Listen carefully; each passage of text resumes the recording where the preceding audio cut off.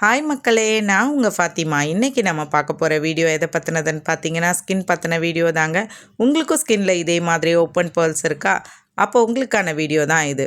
Face wash பண்ணதுமே ஜென்ரலாக நம்மளுக்கு ஸ்கின்னில் உள்ள போல்ஸ் எல்லாம் ஓப்பன் ஆகும். பட் அது ஆட்டோமேட்டிக்காக க்ளோஸ்ட் ஆகிடும். ஒரு சில பேருக்கு ஓப்பனாகவே இருக்கும். கண்டிப்பாக அவங்க டோனர் யூஸ் பண்ணி அவங்க ஸ்கின்னை வந்து மெயின்டைன் பண்ணிக்கணும்.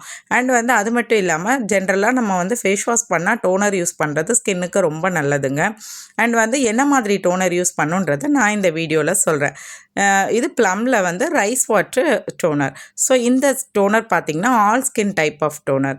ஸோ இது வந்து உங்களுக்கு ஸ்ப்ரே டைப்பில் வரும். ஜஸ்ட்டு நீங்கள் ஃபேஸ் வாஷ் பண்ணிவிட்டு அண்ட் இதை வந்து ஸ்ப்ரே பண்ணிவிட்டு ஜஸ்ட் ஒரு டேப் பண்ணிக்கணும்.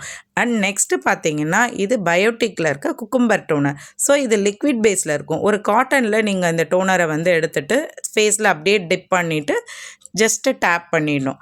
ஸோ இதை நீங்கள் ரெகுலராக ஃபாலோ பண்ணிங்கன்னா உங்கள் ஸ்கின் ரொம்பவே ரெஃப்ரெஷிங்காக இருக்குங்க. Thank you all. நெக்ஸ்ட் வீடியோவில் உங்களை பார்க்குறேன்.